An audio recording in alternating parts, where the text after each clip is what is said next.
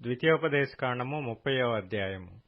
నేను నీకు వినిపించిన ఈ సంగతులన్నీయు అనగా దీవెనయు శాపమును నీ మీదికి వచ్చిన తరువాత నీ దేవుడైన యెహోవా నిన్ను వెళ్లగొట్టించిన సమస్త జనముల మధ్యను వాటిని జ్ఞాపకం చేసుకొని నీ దేవుడైన యెహోవా వైపు తిరిగి నేడు నేను నీకాజ్ఞాపించు సమస్తమును బట్టి నీ పూర్ణ హృదయముతోనూ నీ పూర్ణాత్మతోనూ ఆయన మాట నీవును నీ సంతతి వారును వినిన ఎడల నీ దేవుడైన యెహోవా చెరలోని మిమ్మును తిరిగి రప్పించును.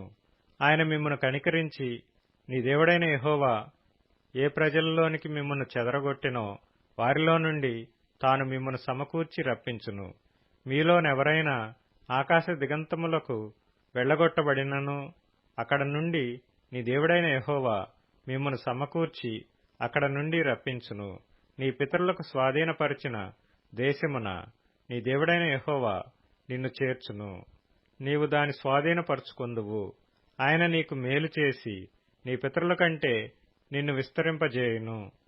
మరియు నీవు బ్రతుకుటకై నీ పూర్ణ హృదయముతోనూ నీ పూర్ణాత్మతోనూ నీ దేవుడైన యెహోవాను ప్రేమించున్నట్లు నీ దేవుడైన యెహోవా తనకు లోబడుటకు నీ హృదయమునకును నీ సంతతి వారి హృదయమునకును సున్నతి చేయును.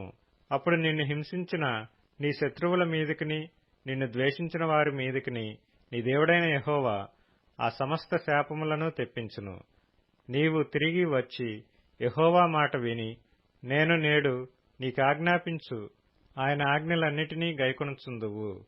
మరియు నీ దేవుడైన యెహోవా నీ చేతి పనులన్నిటి విషయములోను నీ గర్భఫల విషయములోను నీ పశువుల విషయములోను నీ భూమి పంట విషయములోను నీకు మేలొగనట్లు నిన్ను వర్ధిల్ల చేయును.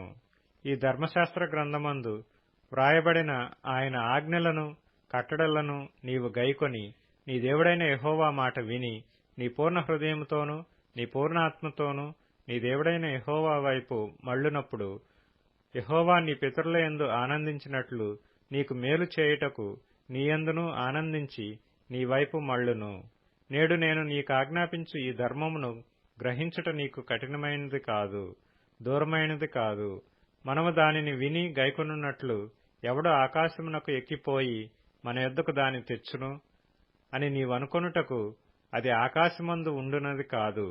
మనము దాని విని గైకొనున్నట్లు ఎవడు సముద్రము దాటి మన యొద్దకు దాని తెచ్చును అని నీవనుకొననేలా అది సముద్రపు అద్దరి మించున్నది కాదు. నీవు దానిననుసరించుటకు ఆ మాట నీకు బహు సమీపముగానున్నది, నీ హృదయమున నీ నోటనున్నది. చూడుము, నేడు